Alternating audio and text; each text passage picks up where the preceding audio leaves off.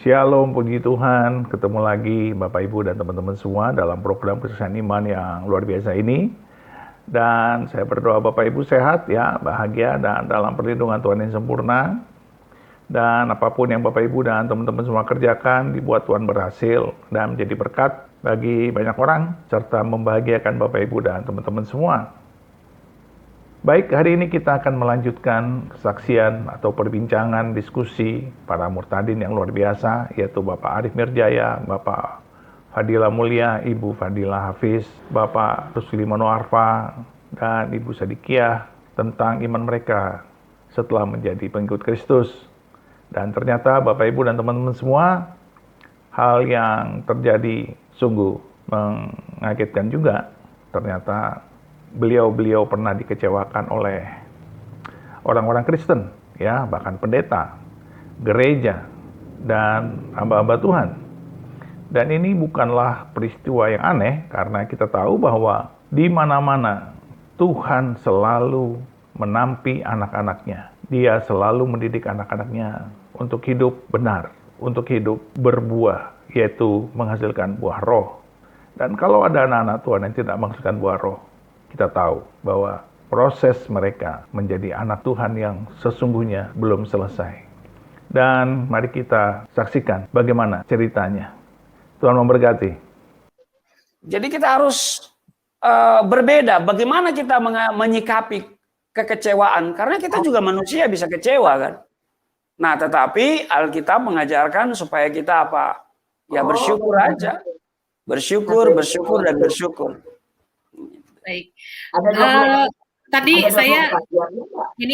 ada suara-suara mungkin Pak Iya, ada Luis. suara-suara nih. Makanya saya mau tutup dulu nih mic. Oke, ada beberapa mic yang ya. Tadi terbuka. Tadi Pak Rusli menyampaikan bahwa justru masuk penjara itu bikin jadi promosi ya dan bikin konten. Saya baru dengar ini, makanya saya jadi mengerti kenapa Bang Fadil kurang lebih populer daripada Pak Rusli karena belum masuk penjara Bang Fadil. Wah, Bu, coba Ibu bayangkan ya. Saya itu setiap kali sidang itu ada kurang lebih 5.000 pengunjung sidang loh. Oh, yang mengunjungi itu dari ormas tertentu atau dari organisasi? Itu hanya orang Kristen itu boleh dikatakan hanya 5% barangkali, karena orang Kristen pada takut. Justru situasi itu dikondisikan supaya menjadi edukasi, jangan ada murtadin baru seperti saya nanti akan berakhir di penjara. Dan seorang yang menjadi saksi hidup saya hari ini adalah Ibu Debbie Basir. Debbie Basir tahun 92, ada saya satu kampung, saya kenal orang tuanya, saya kenal opanya, ya. Jadi waktu tahun 92 itu dia datang mengunjungi persidangan itu, dia pingin tahu siapa sih Rusli buat heboh begini poso gitu. Tetapi juga waktu dia datang itu dengan emosi iman gitu ya, karena dia masih dalam posisi beragama Islam. Tetapi tahun 95 dia ditangkap Tuhan ya. Jadi dia ditangkap Tuhan, bukan ditangkap polisi gitu ya. Iya. Yang saya mendengar dari kelima narasumber kita pada malam hari ini adalah satu ya sebenarnya yang sama semuanya adalah ketika mereka menjadi orang yang percaya pada Kristus dan mendapat tantangan besar sekali ya dari kaum yang agama sebelumnya, juga kaum yang agama yang sekarang sedang iman yang sedang dipercayai gitu, jadi orang Kristen ternyata bukan tantangan yang paling sulit gitu ya, ternyata bukan yang dari dari yang lama ya, justru itu gitu loh. Justru yang paling sulit itu adalah tantangan atau hantaman-hantaman yang terjadi dari orang-orang Kristen itu sendiri. Ya ternyata itu, ini 55 sama loh, 55 sama. Masuk penjara gua nggak masalah nih gitu ya. Diinjak, dipukuli, dibacok, gua nggak masalah. Saya dipukul babak belur itu di penjara itu ya, di rumah tahanan negara Poso itu.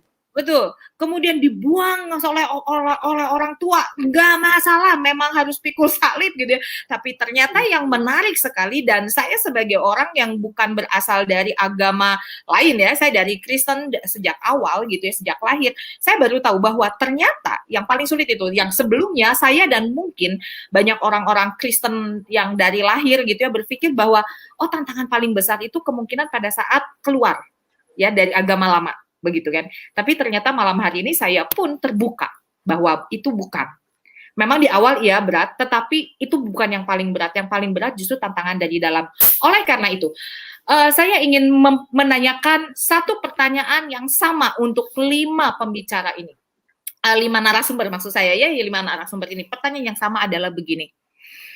Hal apa yang paling Bapak Ibu merasa sangat mengecewakan ketika sudah menjadi seorang Kristen, padahal sudah tidak mudah sekali ya keluar dari yang lama, convert loh, merubah ya dari yang dulu dari lahir diimani begitu, kemudian dirubah karena anugerah Kristus, dan ternyata di dalam pasti ada hal yang sangat-sangat mengecewakan. Dan saya pengen kita semua yang berlima, Bapak Ibu yang pada malam hari ini sharing mungkin bisa menyampaikan kepada kami, dimulai dari Bang Fadil. Silakan Bang Fadil, semoga setelah ini lebih populer. Saya nggak nyari populer deh. Silakan Bang Fadil. Jujur saja yang paling mengecewakan ya, dulu ya, tapi ya kalau sekarang sudah nggak ada yang dikecewakan, begitu ya. Ada 2 sebenarnya, itu sama-sama berat. Yang satu dari tantangan pribadi saya, yang kedua memang dari pihak kalangan Kristen sendiri, dan saya memaklumi itu ya.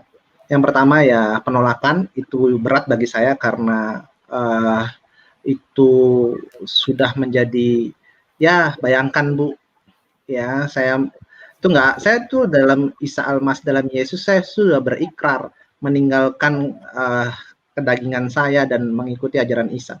Menikah kan cuma sekali. Ya, nah ketika pernikahan ya semuanya sudah diundang dan sebagainya, gereja takut. Takut ya. Apa? Takut memberkati. Iya, di gereja itu. Jadi saya harus cari tempat lain. Bayangkan. Mengalami mau diberkati takut. Ya, harus cari tempat lain, jangan di gereja itu, kalau nggak dikepung. Ya, H-2 loh, bayangkan. H-2. Nah, tapi saya nggak terlalu kecewa, sangat berarti di situ karena saya rasa saya memaklumi. Oh ya, oke, ternyata seperti itu. Karena kalangan pribadi saya juga banyak murtadin, ya, dan Bapak Rohani saya juga menguatkan saya, ya, Babe Jun. Udah nggak apa-apa, cari tempat lain. Nah, itu kan buat saya dulu sangat mengecewakan, tetapi sudahlah, biasa aja. Tetapi terulang ketika saya, Ibu tahu pergerakan saya, ya, saya tuh sukanya selamatisasi. Saya nggak pernah bilang saya kristenisasi, saya selamatisasi. Saya ngajak orang selamat kok. Kalau nggak mau ya udah, ya kan. Saya ada penginjilan, ya, dakwah, lalu ada satu keluarga mau bertobat. Satu keluarga mau bertobat di Cirebon. Ya kan? Saya datang dari Jakarta ke Cirebon. Lalu dibaptis lah, ya, sama saya dibaptis, satu keluarga. Saya hampiri gereja terdekat, koneksi dengan gembalanya di sana. Koneksi, tolong dipelihara jadi jemaat sini. Enak kan? Dapat jemaat 5 loh sekeluarga, ya kan? Tolong pelihara jadi jemaat dan supaya mereka bertumbuh di dalam gereja ini. Ya, saya nggak nyebut gerejanya apa. Cuman suatu kekecewaan saya ketika hamba Tuhan ini, ya, bilang sama saya, wah saya nggak berani, Bang, mendingan abang jangan begini deh. Ini Cirebon, bahaya. Ada yang murtad, bisa kenapa-napa nih kita nih, gereja bisa dibakar, ya. Jadi mendingan abang tuh kalau pelayanan berdakwah, ya, yang enak-enak aja, cari yang Chinese, ya, ajaklah ke gereja ini, pokoknya gitu ya. Pokoknya jangan cari yang serem-serem, saya nggak berani. Nah, saya pun maklumi, tapi saya pun dapat pukulan keras di situ. Toh ini pendeta udah gampang, udah enak, jiwa kita cariin, kok sampai ketakutan. Ginilah, saya mau bilang sama seluruh teman-teman yang hadir di sini menyaksikan, baik yang hamba Tuhan dari lahir Kristen atau memang dia bukan hamba Tuhan. Tapi yang jelas begini, saya maklumi kalau saudara takut, ya. Tetapi saudara harus mendukung dalam doa dan juga pergerakan. Kenapa? Setiap orang punya talenta masing-masing. Mungkin saudara punya pergerakan di doa, diakonia, dan sebagainya. Saya tahu. Tetapi misi ini, kenapa saudara merasa kayaknya saya nggak bakalan bisa karena sana? Karena memang saudara tidak dibekali itu. Nah, kami-kami ini yang sebelumnya dari Muslim, kami bisa menangani ini. Tetapi, tolong, ya, kita ini satu tubuh Kristus, saling memperlengkapi, jangan saling menuding, bahkan saling menjatuhkan. Ya, bayangkan ketika saya di dalam tanda kutip ya diserang, semuanya menjauh. Ya, bahkan ketika itu jadwal khotbah semuanya dihentikan. Karena apa? Karena kalau misalkan ada di gereja itu, gerejanya diserang. Ya udah, saya mah gampang-gampang aja. Oh Tuhan, saya mah bergantung hidup sama Tuhan, bukan sama manusia. Ya, nah itulah maksud saya. Jadi teman-teman yang menyaksikan ini, yang lahir dari Kristen, dukung kami. Ya, kami nggak minta apa-apa kok, cuman dukungan. Ya. Dan kalaupun kami bawa jiwa kepada gereja-gereja lokal setempat, ya tolong dipelihara. Nah, itu juga menjadi pecutan buat saya. Akhirnya saya buka gereja, jadi gembala sidang. Ya, agar apa? Agar pelayanan saya ada bejananya. Ketika ada yang ditobatkan, masuklah dibina di gereja saya. Begitu. Itulah Bu, tapi sebenarnya sampai sekarang sudah hilang semua, nggak ada kekecewaan. Tapi Bang, kok Abang menyaksikan ini? Ya, biar jadi pembelajaran buat yang lain. Ya, ini sebagai kesaksian aja, bukan bentuk kekecewaan. Ya, lihat senyum saya lebar, manis, ya, nggak ada rasa kecewa dan dendam. Ya, terima kasih. Ya, terima kasih. Bang Fadil, saya mau tanya lagi. Tadi salah satu makanya Bang Fadil untuk membuka gereja adalah supaya kalau ada yang bertobat gitu ya dari orang yang non Kristen ya, maksudnya bukan orang ini ya, yang dari agama lain gitu bertobat terus dimasukkan. Memangnya pernah ya Bang yang ngalami bahwa ketika Abang menginjili kemudian ada orang bertobat terus mau dimasukin ke gereja mana sulit, bingung gitu? Pernah ngalami Bang? Wah, sering Bu, sering. Oh, Pertama saya susah masukkan, kenapa? Karena dia takut. Yang kedua, sudah dimasukkan ada yang berani, tetapi pengajarannya bukan saya bilang salah, tetapi ini langsung dimakan makanan yang keras lah, dikasih makan makanan yang keras. Dan itu dari segi pengajaran. Tetapi dari segi pribadinya orang tersebut ya, si murtadinnya itu juga nggak connect, nggak masuk. Nah, saya baru pelajari, oh ternyata harus dibimbing pengajarannya biar sedikit-sedikit nyambung begitu kan sok panik kan, kaget yang biasanya duduk khusyuk begitu kan kita ngaji tiba-tiba ya kan masuk langsung disambut dengan tepuk tangan meriah langsung dengan gendang kupuji, wah muter-muter, dia bingung nih apa. Nah, itu harus ada pembelajaran terlebih dahulu. Makanya saya tidak promosi gereja di sini, tapi di tempat kami ya masih ada musik kasidahan, terus masih bisa Alkitab bahasa Arab, ya kan. Suasananya masih pakai pakaian yang baju koko, peci, ada yang berjilbab. Itu semua saya jalanin dan tidak ada hal yang berarti membuat kita berhenti. Walaupun ada yang pernah melaporkan itu adalah penistaan. Nah, tapi tidak terbukti penistaan karena ini semua baju bukan baju agama tertentu, tetapi ini adalah budaya, begitu loh. Terima kasih Bang Fadil, jangan kemana-mana ya. Saya mau tanya yang lain dulu Bang Fadil. Ya, yang kemudian dari Ibu Fadilah Hafiz, Ibu masih stay dengan kami ya, Bu. Silakan Bu, sharing dengan pertanyaan yang sama, hal yang paling mengecewakan setelah mengikut Kristus, Bu. dihakimi Oh, siapa yang menghakimi, Bu? orang Kristen sendiri. Apa penghakimannya? Saya dibilang tidak kudus. Maksudnya tidak kudus, apakah ada yang melatar belakangi sampai Nggak tahu saya nggak tahu. Gini ceritanya. Ketika itu saya kan punya talenta di musik ya, kebetulan, puji Tuhan. Saya bilang ke pihak gereja, saya bilang saya kepingin punya keinginan untuk pelayanan di musik waktu itu. Terus salah satu bukan gembala lah, ya semacam elders ya kalau di GBI waktu itu ya. Dia bilang, kamu belum suci, kamu belum kudus.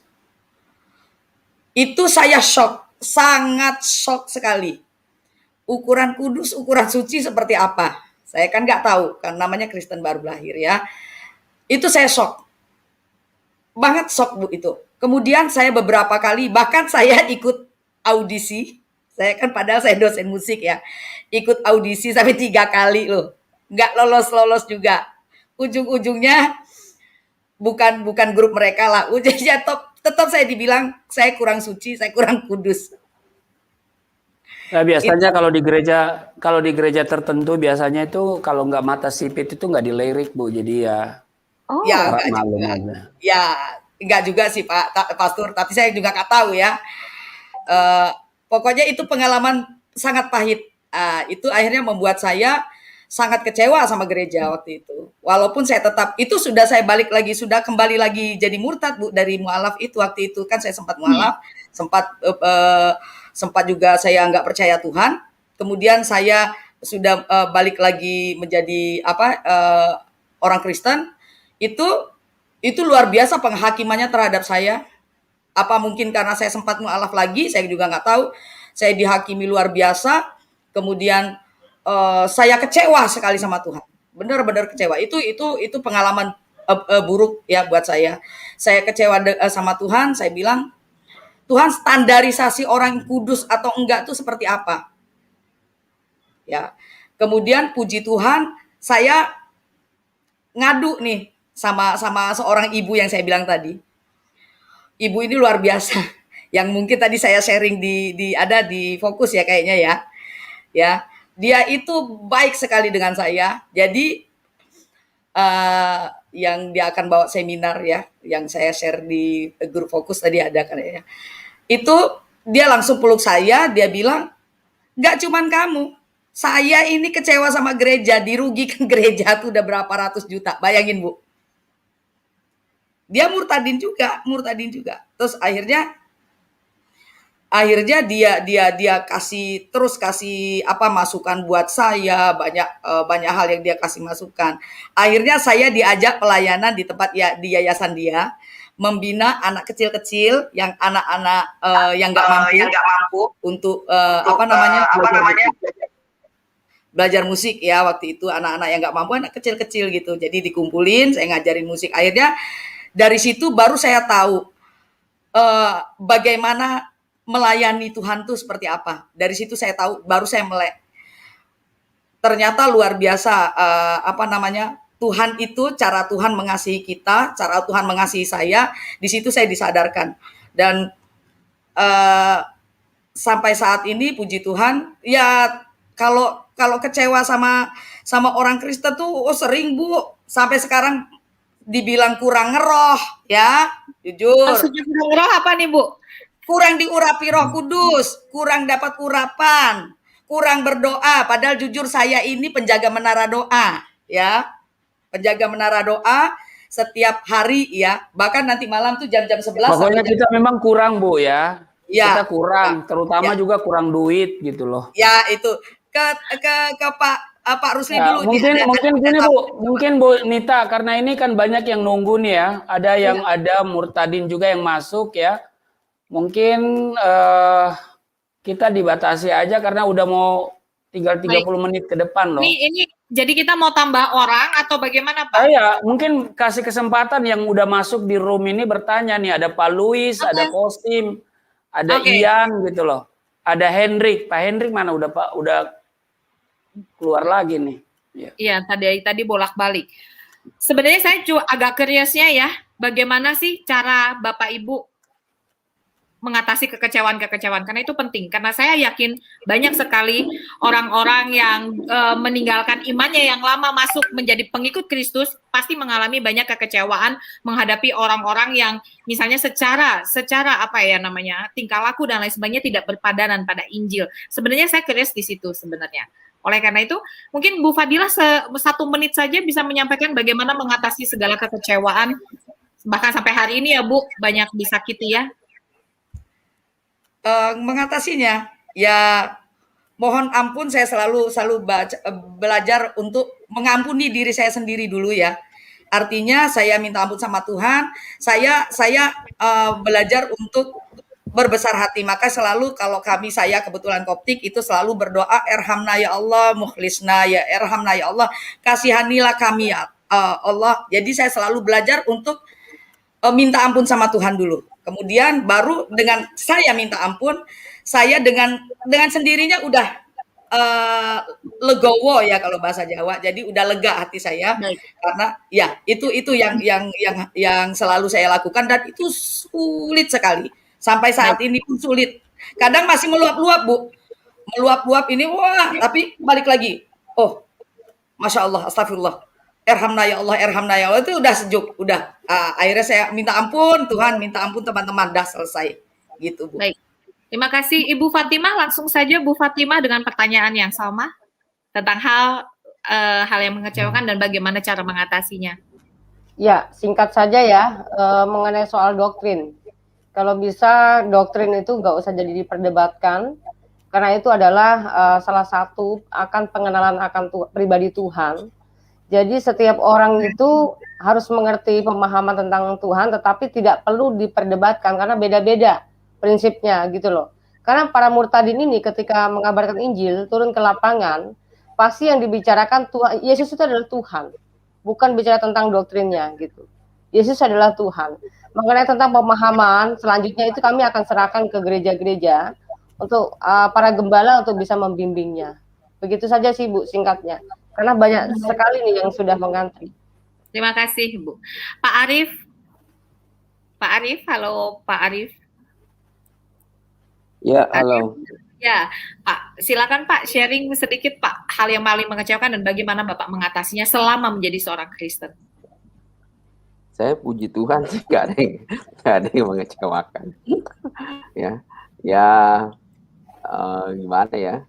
Ya puji Tuhan ya. Justru ini yang jadi pertanyaan saya, Pak. Bapak pasti kan mendapatkan hambatan-hambatan dan cercaan-cercaan dari orang-orang Kristen itu sendiri ya, ketika Bapak melayani, karena Bapak sampai kemana-mana. Sampai kemana aja, Pak? Afghanistan? Afgan belum. Yaman ya, Pak ya? Sampai Yaman dan lain sebagainya gitu. Jordan, Syria, Ethiopia. Gitu ya. Kemudian Kenya. Ya. Nah, ketika apa sih tipsnya Pak sampai Bapak tuh nggak pernah ngerasain kecewa walaupun mengalami cacian, makian atau tuduhan-tuduhan Pak? Ya tadi saya puji Tuhan, jadi 2015 itu saya justru di situ dipulihkan Tuhan lebih dulu tentang forgiveness ya, pengampunan gitu ya. Itu betul-betul ya. Jadi gini, kalau kita belum punya pengampunan, kita tuh nggak layak melayani. Jangankan melayani. Ya, datang ke mezbah Tuhan aja tuh nggak layak sebenarnya. Tinggalkan persembahanmu, berdamailah dengan saudaramu. Tuhan tuh bilang begitu. Ya, dan saya dipulihkan itu udah sejak Andrew Chen dieksekusi, titik itulah Tuhan beresin saya, mengampuni semua orang ya, yang mengeksekusi dia. Jaksa eksekutornya tuh adik kelas saya di Fakultas Hukum di Udayana. Jaksa eksekutornya, saya marah-marahin habis-habisan, saya anjur segala macam. Tapi begitu diingatkan Tuhan lagi untuk forgive. Jadi ketika kita dianiaya dengan banyak masalah, dengan digunjingkan, diomongin orang, dianggap segala macam lah ya. Iblis kan bisa serang kita dari mana-mana ya, dari lawan kita bisa nyerang, dari teman kita bisa nyerang gitu ya. Dunia ini punya kecenderungan menghakimi kita gitu. Tapi ya seperti filosofi saya, perahu itu ya dikelilingi oleh lautan di atas lautan. Tapi dia nggak tenggelam. Kapan dia tenggelam? Ketika air masuk ke dalamnya. Begitu juga hidup kita. Ya, kita dikelilingi oleh banyak masalah. Ya. Haters itu ada di mana-mana, gitu ya. Kapan kita mulai tenggelam? Ketika kita membiarkan masalah masuk dalam hidup kita. Jadi ya saya bilang saya nggak ada di dalam Tuhan itu. Ya puji Tuhan ya, artinya selesai di situ saya juga ngelihat sesuatu itu udah berbeda, nggak masalah gitu ya. Dan pelan-pelan itu betul-betul Tuhan buka, dipercaya oleh sinode untuk ini, dipercaya untuk ini, dipercaya. Itu puji Tuhan lah, dan nggak cuma itu ya. Setiap itu ada next level terus gitu. Nggak nyangka juga ya bisa ya dibukain begitu besar ya ketika kita beres dengan itu. Artinya kita nggak ada bisa gitu. Orang yang punya kena ular berbisa itu kan sebenarnya dia sakit kan ya, dan itu mematikan gitu loh. Makanya ya kita udah rilis forgiveness, dan itu jadi intinya adalah salah satu tips atau ini ya dari Pak Arif adalah ketika terjadi serangan-serangan ya Pak dari dalam manapun adalah kita menjaga diri agar tidak teriritasi atau terkamiri ya Pak ya. Jangan biarkan terkamiri, jangan biarkan itu mengkamiri kita. Jangan biarkan itu masuk dan kemudian menenggelamkan kita. Ya. Gitu. Ya, kalau bahasanya Cak Lontong, hidup itu seperti sungai yang mengalir. Baik. Ada aja tokai lewat. Terima kasih Pak Arif untuk sesi ini. Nanti ada berikutnya ya Pak. Silakan Pak Rusli untuk menyampaikan bagaimana nih mengatasi kekecewaan terhadap masalah-masalah yang ada. Ya, mungkin kalau ditanya tadi yang pertama apa hal yang mengecewakan, ya itu tadi tertolak. Ya, yang kedua diperlakukan secara tidak manusia oleh gereja. Saya ngalamin itu, diperlakukan secara tidak manusiawi. Apa yang tidak manusiawi itu Pak?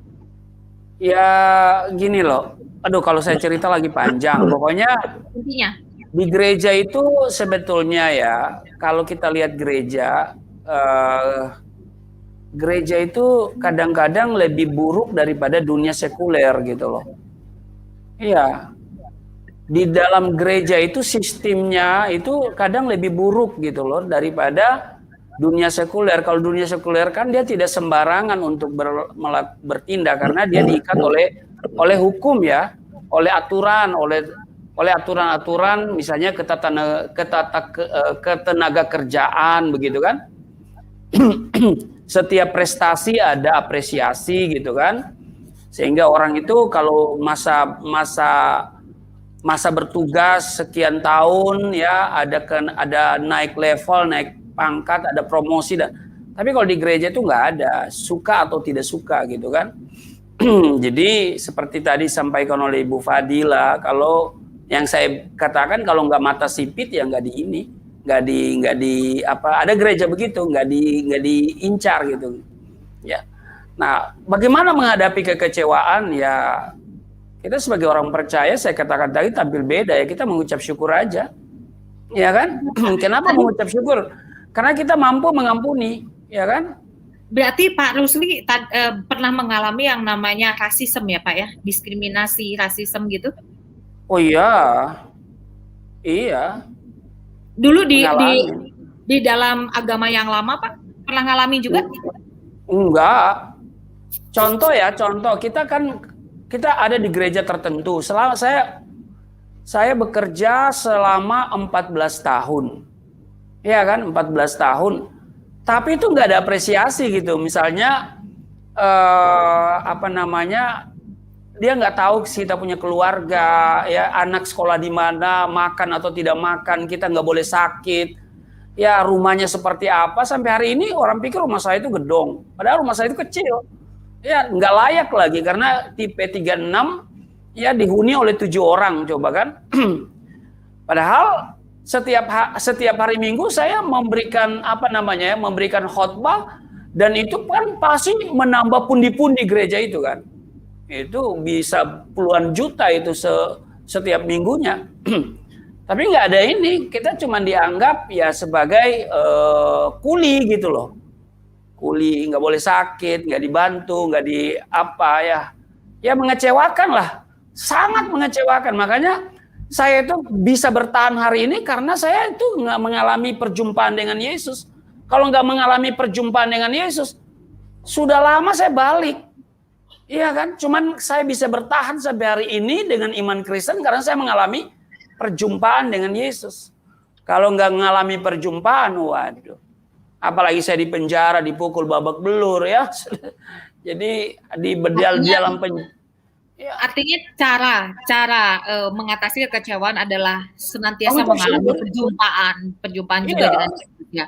Mengucap syukur kita harus mampu melepaskan pengampunan.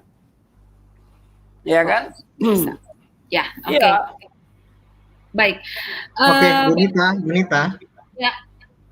Sebelum masuk ke sharing-sharing dan ada pertanyaan begitu, saya hanya mau menyampaikan sedikit saja ya, teman-teman yang menyaksikan, kami semua di sini hanya menyampaikan suka duka ya, pengalaman pribadi, tidak ada menjustifikasi golongan tertentu bahkan gereja tertentu begitu ya. Nah, ini bisa jadi pelajaran buat kita semua, tetapi kita semua di sini selalu bersyukur kok, mau saudara apain gitu ya, selalu bersyukur aja. Dihina ya syukurin, dipuji ya puji Tuhan, nggak dipuji ya nggak apa-apa, tapi intinya kita selalu bersyukur. Nah, adapun ya kata-kata yang membawa sebuah golongan begitu, mohon dimaafkan, tapi yang jelas ya, ini buat perbaikan kita semua. Kita ini satu tubuh Kristus. Begitu ya Bu, agar jangan sampai nanti ada tudingan bahwasannya murtadin ini pada nyerang sesama Kristen. Enggak ya. Ini cuma pengalaman pribadi. Enggak semuanya begitu, tapi ya menjadi kita semua tuh harus berbenah begitu ya. Itu intilah. Ya, Ibu mengerti lah maksud saya. Ya, kita semua harus dari sharing ini kita semua harus refleksi. Begitu ya, karena sebenarnya begini, kita adalah manusia berdosa yang diselamatkan oleh Kristus. Kristusnya tidak salah, Kristusnya benar, Kristus sejati, Tuhan Allah yang sejati, tetapi kita sebagai orang berdosa memang perlu proses untuk mengejawantahkan segala iman Kristen, pengajaran Kristen dalam kehidupan kita. Seperti itu Pak Fadil sebenarnya ya. Jadi kita semua on proses, kita tidak ada yang sempurna seperti itu ya. Oke, baik Bapak Ibu sekalian, silakan yang akan tanya, atau ada Pak Luis. Pak Luis mau mempertanyakan sesuatu, atau tadi ada Bang Kosim nggak ada ya? Atau yang lainnya silakan, kalau ada yang mau bertanya, kita masih ada waktu 20 menit. Ya, sebelum... Pak Luis, silakan Pak Luis. Selamat malam Pak Luis. Mana Pak Luis? Oke, mungkin Pak Luis mungkin udah ketiduran kali ya. Pak Ian itu yang dari tadi. Ada Ian ya. Coba Ian mau bertanya atau menanggapi, silakan nih Ian. Ya, selamat malam Pak Rusli dan Bu Maria, juga buat yang lain. Saya murtadin baru 3 bulan ini setelah Lebaran. Jadi saya sering ikut channel Pak Rusli. Saya biasanya diam aja, saya baru belajar. Nah, ini saya di sini suruh tanya, belum ada pertanyaan. Saya dengar aja. Ya. Iya, baik. Itu Pak Luis sudah ada tuh, coba. Shalom Pak Luis.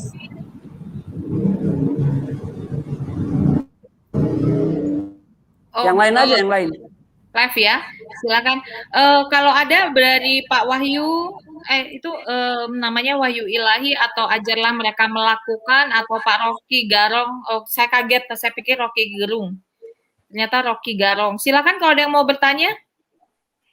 Jika tidak ada, mungkin kita langsung ke... Ya, silakan Pak. Ya, tanya ke pengalaman Pastor Rusli ya. Ketika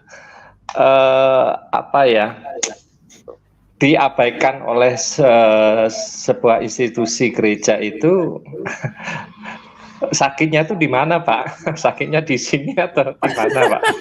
Waduh, sakitnya di sini tuh. Saya pernah itu di Manado ya, saya sebut aja ya, saya nggak apa-apa sebut aja, satu gereja namanya Gereja Kristus dan pendetanya itu Pendeta Irawan ya. Jadi satu hari Minggu, ya hari Minggu itu waktu itu saya ke Manado itu istilahnya pelarian gitu kan, pelarian karena saya dari Poso disuruh keluar dari Poso, saya lari ke Manado. Nah di Manado saya berharap mendapat ada penampungan gereja bisa bina begitu, bisa difasilitasi untuk kursus Alkitab. Nah di gereja Kristus itu di Manado dengan pendeta Irawan, mungkin sudah almarhum juga udah lama sekali.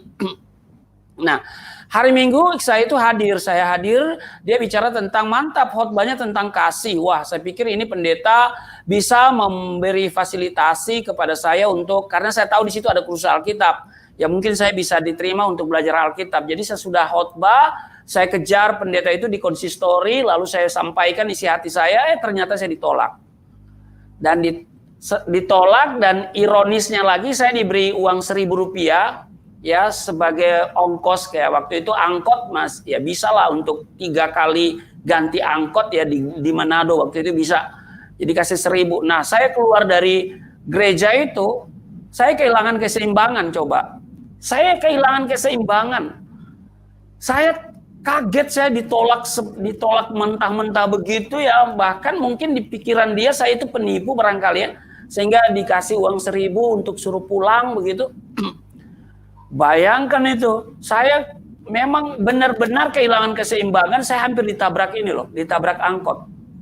Tetapi ada suara yang dari dalam diri saya, jangan lihat gereja, jangan lihat pendeta, lihat aku. Wah, ini pasti suara Roh Kudus nih. Jadi saya harus pandang Tuhan gitu. Jadi bukan pandang gereja bisa mengecewakan, apalagi pendeta, ya kan? Tetapi ya saya katakan tadi, bagaimana menyikapi kekecewaan itu dari gereja maupun dari pendeta atau orang-orang Kristen, ya kita mengucap syukur. Gitu. Iya, Pastor Rusli. Soalnya begini ya, kalau kita diproses itu dari luar ya, dari luar komunitas atau dari itu enak ya. Tetapi kalau prosesnya itu dari institusi yang kita banggakan, yang kita harapkan dari gereja, itu nusuknya itu majleb gitu loh, Pastor. Iya. Makanya ketika ya Pastor Rusli orang sama dari saya ya, murtadin lah ya.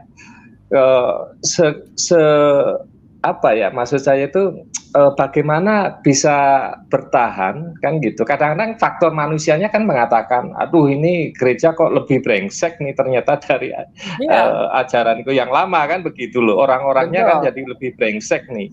Nah selain peka terhadap suara Roh Kudus itu nalar manusiawinya itu bisa mengesampingkan itu bagaimana, Pastor? Karena memang proses dari dalam itu, dari gereja sendiri itu yang memang sangat menyakitkan menurut saya ya, Pastor ya. Betul. Ya memang bukan cuma di gereja Kristus, di gereja Gemim Sentrum saya ditolak. Pendeta di situ juga sudah almarhum ya. Pendeta di situ itu keberatan dengan KTP saya yang masih Muslim loh. Saya kan baru beberapa hari jadi Kristen gitu kan. Jadi mana bisa saya langsung mengganti KTP itu agama di KTP itu langsung ganti kan nggak mungkin. Nah dia keberatan. Padahal rekomendasi dari PGIW ya, saya itu dititipkan di gereja itu. Coba itu PGIW aja nggak dianggap gitu kan. Persekutuan Gereja Wilayah. Jadi dia punya ketua itu udah rekomendasikan saya dititip di situ, dititip gitu. Tapi pendetanya itu menolak, keberatan gitu. Nah, tetapi ya ini memang sebuah pembelajaran bagi kita bahwa jangankan saya ya, Yesus aja ditolak ya kan? Yesus aja ditolak. Jadi kita harus belajar dan ya kita mengucap syukur aja. Ya, siapa saya kan? Saya orang berdosa yang nggak dikenal juga, yang dulu pembenci Kristen, pembenci Yesus. Ya sekarang menjadi Kristen kan nggak mungkin disambut gitu ya, diproses gitu. Jadi ya pada akhirnya ya saya bersyukur juga dengan penolakan-penolakan itu. Paling tidak membentuk karakter iman saya bahwa saya tidak bergantung pada gereja dan pendeta gitu. Siap, Pastor Rusli. Terima kasih karena memang Iya, pengalaman jadi Pastor juga saya rasakan ketika Yesus yang Roh Kudus yang berbicara itu indahnya itu sampai hari ini, Pastor. Terima kasih kesaksiannya, Asik, Pastor. oke, asik. terima Indahnya kasih. sampai hari ini. Silakan kalau ada Pak yang lain. Rusli, Ya, Pak Rusli, yang Ya. menariknya adalah ketika nasibmu dan nasibku sama saja, ya, nasib kita semua sama saja. Yang menariknya adalah banyak orang yang memanfaatkan nasib-nasib kita ini. Oh, Iya. Iya. Kita yang dikejar-kejar, kita yang difitnah, kita yang jelek, orang lain dapat untung. iya betul. Kayak gitu. Kalau dijelaskan, kalau dijelaskan. Pak Fadil, statement ini bikin saya yang bukan murtadin jadi penasaran. Ini maksudnya apa gitu? Ada yang memanfaatkan nasib Bapak Ibu sekalian. Saya minta yang senior aja deh yang ngomong, kalau saya enggak enak. Iya. Yang Ayo, Pak Rusli. kebanyakan makan asam garam yang berbicara deh. yang sudah pernah dimanfaatin pokoknya ya, Pastor. Saya yakin semua sudah pernah di sini. Iyalah. Tapi yang paling banyak dimanfaatin tuh Pak Rusli, coba berbicara. Ya, Gimana, Pak enggak Rusli? lah. Ya, Harap gimana maklum aja lah. Biarkan orang diberkati melalui kita, ya kan? Jadi kita yang mati, dia apa? Kan memang begitu prinsip kekristenan kan? Dimanfaatkannya sampai sejauh mana sih? Coba saya pengen tahu nih. Ya, nggak usah di sinilah. Ini bukan ruangannya, ya. Iya, Nanti intinya kapan-kapan Bu Nita kalau kita bertemu sama-sama, nanti kita akan cerita, pasti Bu Nita akan shock mendengarnya. Oh iya, betul. Saya pribadi Shocknya ya. panjang. Iya, Bu pakai Apik, shin. shocknya panjang. Shock Shock. itu, Bu. Saking shocknya pakai shin. Saya sendiri jadi diperkaya dengan pengalaman Bapak Ibu sekalian gitu ya, dengan semua perjalanan hidup Bapak Ibu yang bukan hanya sekedar berjuang berjuang untuk pindah gitu ya dari satu iman yang lama kepada iman yang baru gitu ya. Tapi saya juga banyak dibukakan banyak hal dalam satu hari ini atau beberapa jam ini tentang fenomena-fenomena yang terjadi, dan saya percaya bahwa ini harus menjadi masukan yang baik sekali untuk kita semua orang Kristen untuk memperbaiki diri. Lalu baik, ini kita tinggal 10 menit lagi, mungkin ada closing statement untuk kita sekalian dari Bapak Ibu. Ya, saya Bu kasih ya. kesempatan dulu yang lain, Bu. Kasih kesempatan yang belum Ya. ngomong. Iya. Oke, silakan. Ya, tadi kan sampean Pastor Arif tadi luar biasa ya. Memang untuk kita kuat ya, kita dari murtadin ketika kita diperlakukan dari gereja seperti itu, luka itu memang menganga ya. Tetapi ketika ada kalimat forgive and forget ya, itu luar biasa. Nah, forgive and forget itu tidak bisa dari akal kita kalau kita tidak mengandalkan Roh Kudus. Jadi, andalkan Roh Kudus supaya kita bisa forgive and forget itu sempurna. Terima kasih, itu saja. Ya, Terima kasih, Pak langsung Wahyu. ke Pak Gareng. Rocky Gareng. Halo, Rocky Gareng, selamat malam. selamat malam. Aduh, saya pikir dari tadi saya pikir kayak biasanya dapat ada urutan gilirannya. Iya. Kalau saya lihat dari judulnya, nasibmu dan nasibku biarlah Sama saja. gitu ya. Jadi saya jadi ingat sama lagunya Is Sugianto yang ciptanya Farah apa ya? Nasibmu dan nasibku begini, Iya. biarlah. Ku tanya rembulan. Kalau tanya jadi nyanyi ya. Iya. Betul seperti yang tadi disampaikan oleh beberapa hamba Tuhan yang sudah menguraikan tentang bagaimana perjalanan hidupnya ketika dia keluar dari agama lama, sama seperti halnya dengan saya. Apalagi orang kayak saya yang pengikut Kristus yang masih unyu-unyu imannya ya. Sedangkan Pak Rusli Mano Arfat pun tadi sempat bilang bahwa begitu berat perjalanan yang dia tempuh, yang beliau tempuh. Pak Fadil juga seperti itu.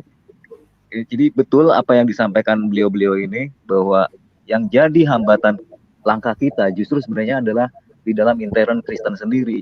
Saya sendiri, walaupun saya masih perjalanan saya masih sangat-sangat baru, tapi sudah banyak sekali menghadapi rintangan-rintangan, terutama dari teman-teman Kristen. Sedikit saya salah ngomong, sudah langsung dicaci maki, sudah langsung dihujat, sudah langsung dibilang bahwa saya ini sebenarnya masih Islam, tapi sebenarnya cuma mau menyusup di lingkungan Kristen lah. Tapi beruntung saya juga punya grup teman-teman Kristen yang sangat mendukung saya.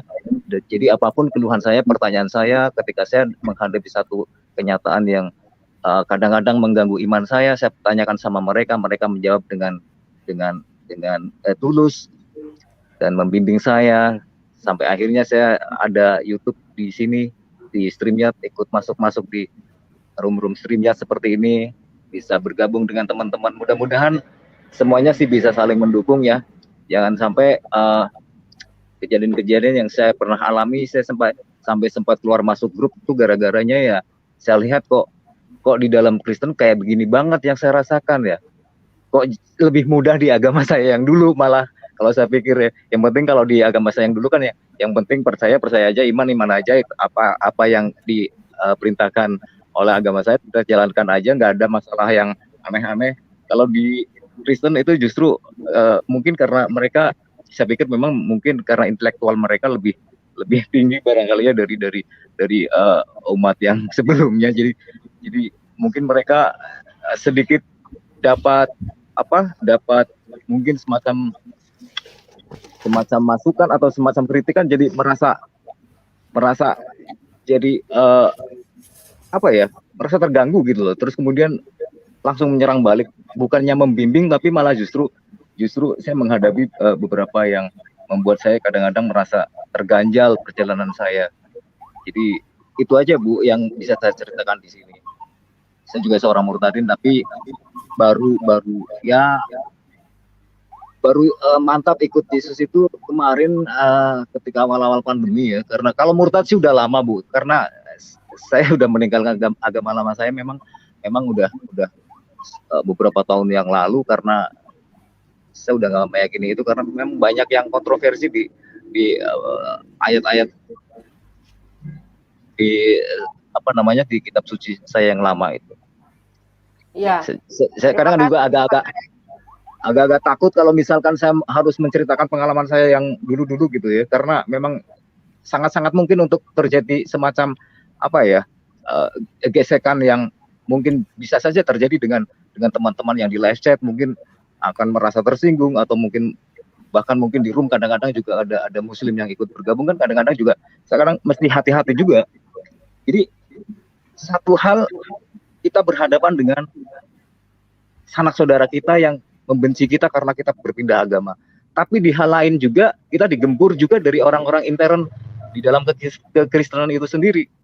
Jadi beginilah nasib para murtadin Bu. Jadi mohon maaf lah kalau misalkan kadang-kadang kita memang masih baru, jadi masih minim pengetahuan. Kadang-kadang kita pengen tahu. Bukannya kita mau mengkritik atau kita mau sok pinter, enggak. Cuman apa iya yang disampaikan seperti ini, kan kita nanya yang benar gimana gitu loh. Jadi bukannya malah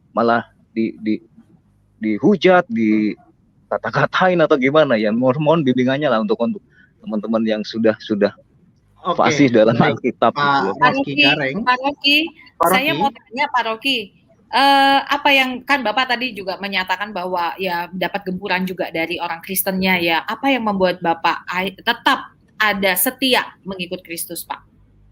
Itu tadi seperti Pak Rusli bilang bahwa jangan pandang orang Kristennya, jangan pandang gereja, tapi pandanglah Tuhan, gitu aja. Oke, terima kasih. Pak Rocky Gareng, Pak Rocky, saya katakan begini, Pak Rocky masih bersyukur dapat hujatan, dapat penolakan dari teman-teman yang memang Pak Rocky anggap itu harusnya mendukung, mensupport, tapi malah sebaliknya. Itu pembentukan buat Pak Rocky, ya. Tapi saya cuman kasih saran, hati-hati dan berjaga-jaga, jangan sampai ya dimanfaatkan. Nah, kalau ada pemanfaatan itu udah bukan pembentukan, ya. Jadi hati-hati, ya. Oke. Kalau dimanfaatkan maksudnya gimana ya Pak ya? Itu udah intern kita dah. Ya. Cuman gitu. Mungkin di belakangnya Pak Rocky Gerung lagi Rocky Garung hati-hati, berwaspada. Oh iya, Gitu iya, ya, iya. Pak Rocky. Pak Rocky Iya. Garang, Pak Ibu Rocky berkah. Garang kalau Backstage nanti di backstage kita aja. Oke. Jadi Jadi gini sebenarnya ya, intinya begini, yang dari saya tadi kasih pandangan dimanfaat. dikit aja ya. Saya kasih dikit pandangan dikit aja bahwa sekarang ini banyak mafia pelayanan. Ya, saya punya pengalaman di Fokus juga, bahwa Fokus itu dijual kemana? Ke sana, ke luar negeri, ke Amerika untuk melobi dana, ya kan? Bahwa mereka punya misi untuk orang-orang Kedar Nebayot. Ini buktinya, tapi kita dibiarin begitu loh. Jadi itu hanya singkat aja. Tapi zaman Kalau sekarang bicara fokus nih, fokus beda ya zaman kalau sekarang. ya Pastor Rusi nanti di backstage ya bicara fokus nih, saya kayaknya agak tertarik nih. ya nanti setelah selesai live ya Haleluya. nanti Itu jangan keluar ketua dulu. ketua fokusnya ada itu. Ya, Bang Pak Rocky Fadil, Garang Fadil. juga. Pak Rocky Garang juga Ya itu silakan senior nanti saya dulu. itu dulu, pendeta saya itu.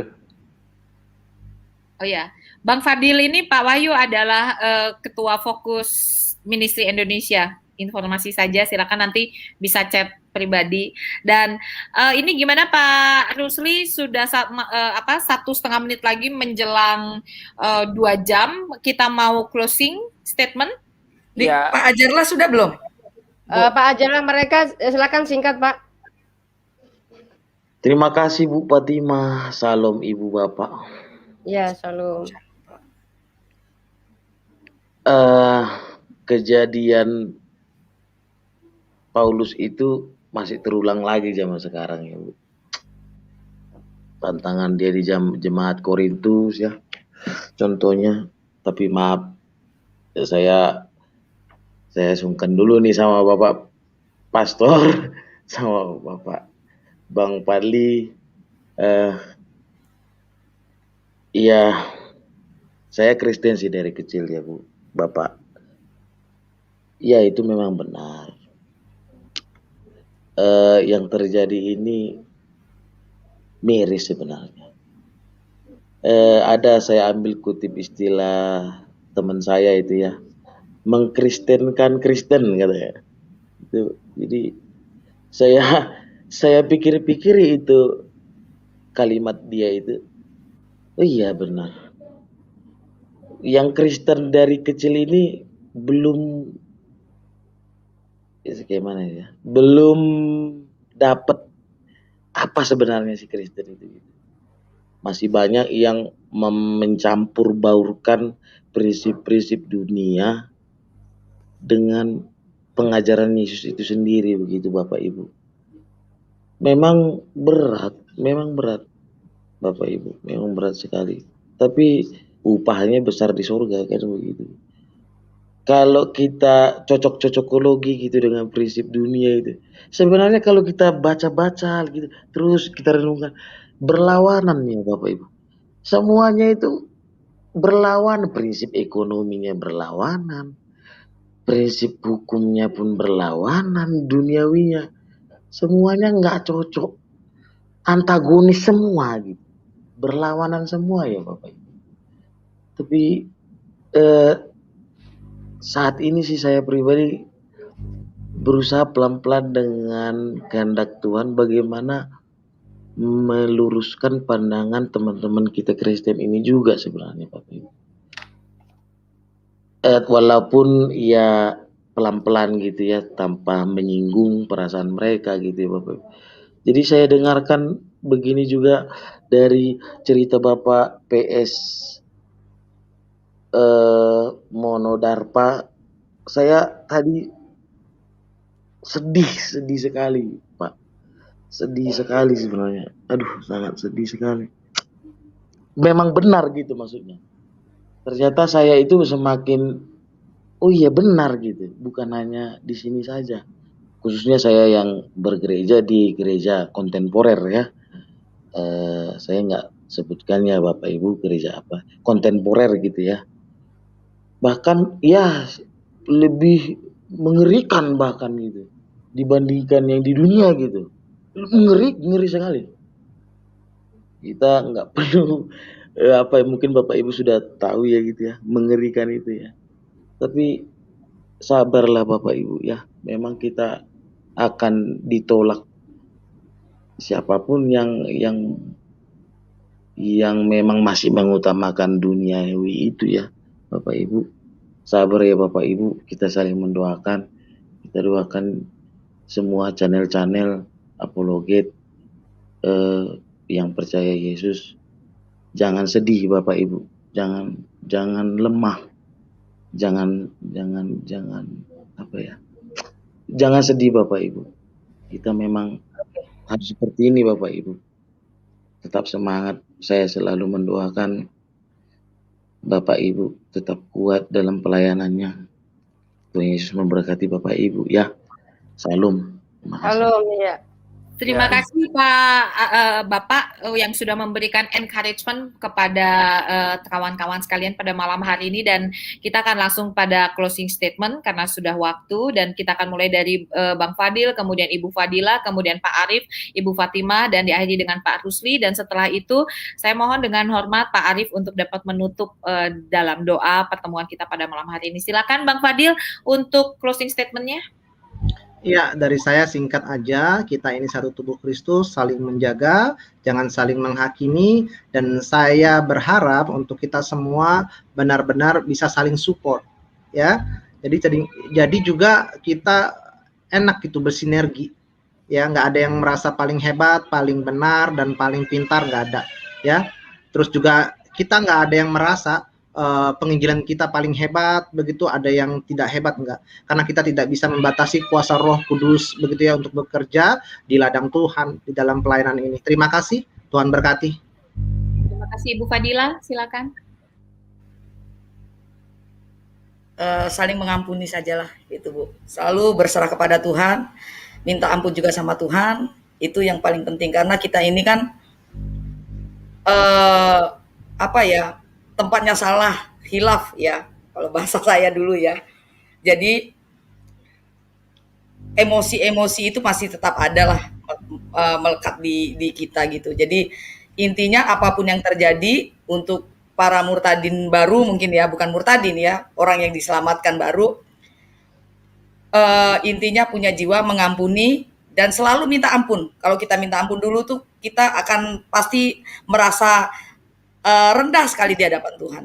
Saya banyak belajar itu, minta ampun sama Tuhan lalu mengampuni. Itu Bu. Terima kasih Ibu Fadila. Pak Arief silakan Pak. Ya, pertama saya cuma bilang bahwa kita ada di season yang baru ya, ada di musim yang baru, dan ini adalah gelombang tuaian yang baru. Dan jadi ini juga adalah anggur yang baru. Tentu anggur yang baru tidak bisa ditaruh di kantong yang lama. Ya, kenapa? Kita bilang bahwa nggak kuat, ya, nanti kantongnya akan rusak. Gitu ya. Jadi sebagai anak-anak Tuhan kita harus ngerti nih, nangkep ya bahwa ada sebuah kegerakan besar ya di antara kaum Kedar dan Nebayot ya, dari anak-anak keturunan Ismail ya, yang Tuhan nubuatkan ya, dan sekarang sedang terjadi ya, ada anggur yang baru yang harus siap gitu ya. Nah lalu tapi juga kita sebagai orang-orang yang baru ya, jangan kemudian kita jumawa atau terlena. Memang ada tertulis yang awal akan jadi yang akhir ya, dan yang akhir, nah itu jadi ini jangan sampai kita juga ntar ujungnya ada yang terakhir juga gitu ya.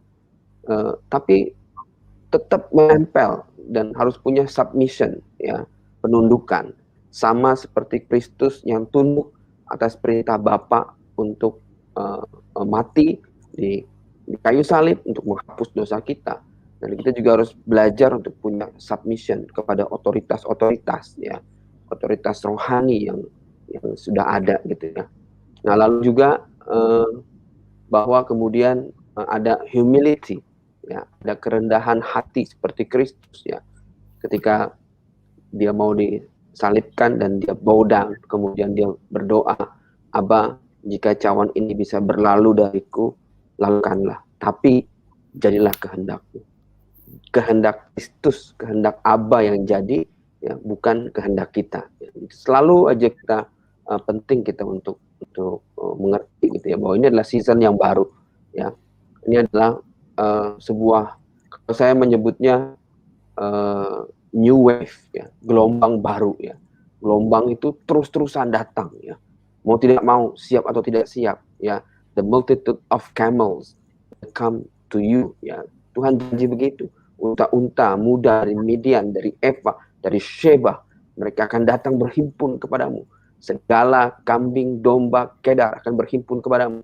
Domba-domba jantan Nebayot akan tersedia untuk ibadahmu. Semuanya dipersembahkan di atas mezbahku untuk menyemarakkan rumah keagunganku. Kalau hari ini di gereja kita belum ada persembahan yang hidup dari Kedar dan Nebayot, rumah Tuhan belum semarak. Dan Yesaya 60 belum digenapi. Mau atau tidak, ini akan terjadi. Harus ada persembahan kambing, domba, kedar yang hidup di semua rumah-rumah Tuhan. Ya, tidak cuma di Indonesia, tapi sampai ke ujung bumi. Kemana saja harus ada. Ya. Mungkin itu dari saya ya. Ya. Luar biasa Pak Arief, terima kasih. Ibu Fatimah silakan. Ya, kalau dari saya, jangan biarkan iblis mencuri kemuliaan Tuhan. Ya, artinya kita sebagai umat yang sudah dimenangkan sama Tuhan, hiduplah berdasarkan kepada kebenaran dan bukan hasil dari pengaruh. Nah, artinya jangan kita justru kita terlena oleh orang-orang yang terkadang karena orang itu menguntungkan bagi hidup kita, maka kita seolah menyerahkan hidup kita sepenuhnya kepada orang-orang tertentu yang bagi kita adalah orang yang berpengaruh dan menguntungkan bagi kita. Nah, itu sebabnya Lukas 16 13-15 mengatakan, seorang hamba tidak dapat mengabdi kepada dua tuan, karena jika demikian ia akan membenci yang seorang dan mengasihi yang lain, atau ia akan setia kepada yang seorang dan tidak mengindahkan yang lain. Kamu tidak dapat mengabdi kepada Allah dan kepada Mamon. Semuanya itu didengar oleh orang-orang Farisi, hamba-hamba uang itu, dan mereka mencemoohkan dia. Lalu ia berkata kepada mereka, kamu membenarkan diri di hadapan orang, tetapi Allah mengetahui hatimu, sebab apa yang dikagumi manusia dibenci oleh Allah. Nah, terkadang manusia ini di sini banyak sekali terperdaya dengan orang-orang yang mungkin dianggapnya sebagai orang yang berpengaruh, pada akhirnya menyerahkan hidupnya, segala kepemikirannya, semua sepenuhnya kepada orang-orang tersebut, sehingga terkadang melupakan apa yang menjadi kehendak Tuhan, tetapi justru menunjuk orang lain, untuk orang lain harus mengerti kehendak Tuhan. Nah, ini kadang-kadang manusia sangat tertipu, maka sebabnya saya bilang, seperti buku yang pernah saya tulis, hiduplah berdasarkan pada kebenaran dan bukan karena pengaruh. Itu. Terima kasih. Terima kasih Bu Fatimah, dan yang terakhir dari Pak Rusli, silakan Pak. Ya, baik. Saya pesan bahwa menjadi seorang murtadin memang bukanlah sesuatu yang mudah. Karena apa? Karena memang kita ada di dalam dunia yang menolak kehadiran Yesus Kristus. Dan Yesus Kristus telah menyampaikan itu bahwa di dalam Lukas pasal 21 ayat 17, kamu akan dibenci semua orang oleh karena namaku. Tetapi saya mau katakan jangan pernah kita patah semangat. Ya, jangan pernah takut untuk menjadi murtadin. Kenapa? Karena Yesus menjanjikan keselamatan yang pasti di dalam Dia. Dan karena itu dua hal kalau kita mau menjadi pengikut Yesus, yang pertama kita menyangkal diri. Menyangkal diri berarti mengesampingkan identitas duniawi dan kita fokus pada identitas sebagai pengikut Tuhan. Dan yang kedua adalah memikul salib. Artinya mati terhadap ambisi duniawi dan mengarahkan pada keinginan Tuhan. Setiap hari kita harus menjadi komitmen orang-orang yang mau mengikut Kristus. Percaya bahwa perjuangan kita di dalam Kristus tidak akan sia-sia. Karena itu tetaplah semangat. Tuhan Yesus memberkati. Terima kasih Pak Rusli, dan kita akan tutup pada malam hari ini pertemuan kita, dan mohon Pak Arief bisa menutup di dalam doa. Oke. Mari kita berdoa. Bismillahirrahmanirrahim. Naskurak wa mahabbatak lana wa dam yasu'a ya Allah. Naskurak wa amirtana. Allahumma nasruh mansur Masihi fi Afghanistan. Allahumma nasruh mansur Masihi fi Baghdad. Allahumma nasruh mansur Masihi fi Yaman. Allahumma nasruh mansur Masihi fi Urdun ya Allah. Nasruh mansur Masihi fi Damsyik ya Allah. Nasruh mansur Masihi fi kulli makan. Terima kasih ya Allah untuk hari ini.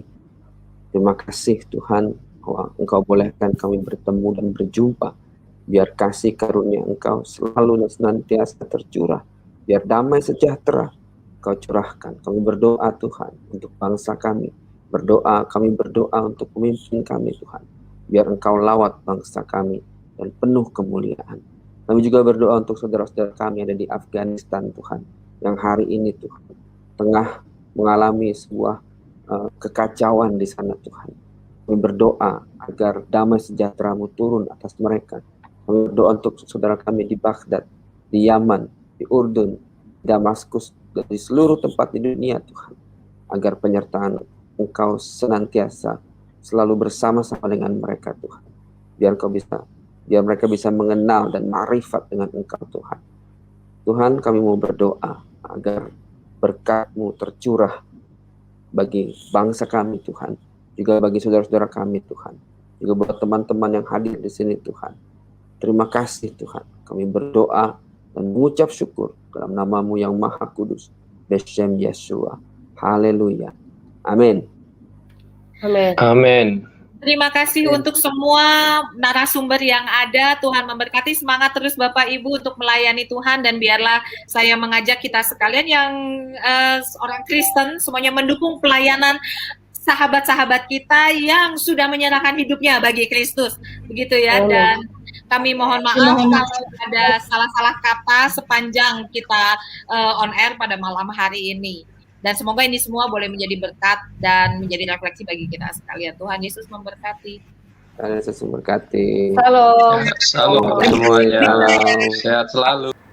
Puji Tuhan, puji Tuhan, puji Tuhan, kesaksian, perbincangan, dan obrolan yang luar biasa dari para bapak-bapak dan ibu-ibu murtadin yang dipakai Tuhan saat ini menjadi hamba-hamba Tuhan yang diurapi luar biasa. Dan mari Bapak Ibu dan teman-teman semua kita doakan pelayanan Pak Rusli Munarfa, Pak Fadila Mulia, Bapak Arif Mirjaya, Ibu Fadila Hafiz, dan Ibu Sadikia, supaya menjadi semakin diurapi, semakin berkenan di hadapan Tuhan, dan menjadi berkat besar bagi banyak orang. Dan tentunya kita jangan sampai menjadi batu sandungan, ya, anak-anak Tuhan, ya, orang-orang percaya yang telah menjadi pengikut Kristus. Jangan sampai kita menjadi batu sandungan. Tetaplah kita menjadi orang yang memberkati, menjadi berkat, menjadi terang, menjadi garam di muka bumi ini. Ya, itulah kehendak Bapa kita di sorga. Dan mari kita terus berdoa untuk keselamatan jiwa-jiwa yang terhilang dari Sabang sampai Merauke, dari Nyanggas sampai Pulau Rote. Kita tahu bahwa banyak jiwa di muka bumi ini haus dan lapar akan Tuhan, mengalami kekosongan jiwa. Mereka menantikan juru selamat, mengharapkan keselamatan yang kekal, dan hanya dengan doa kita, pertolongan Roh Kudus datang tepat pada waktunya. Kita tidak tahu bagaimana caranya, tapi kuasa Allah sungguh tidak terduga. Dan saya percaya seluruh dunia hari-hari ini sedang menantikan keselamatan bagi jiwa-jiwa mereka yang sedang kosong, yang sedang haus dan lapar akan Tuhan. Tuhan memberkati kita semua dalam nama Bapa dan Anak dan Roh Kudus, di dalam nama Tuhan Yesus Kristus. Haleluya, haleluya, haleluya. Amin, amin, amin, amin, amin, amin.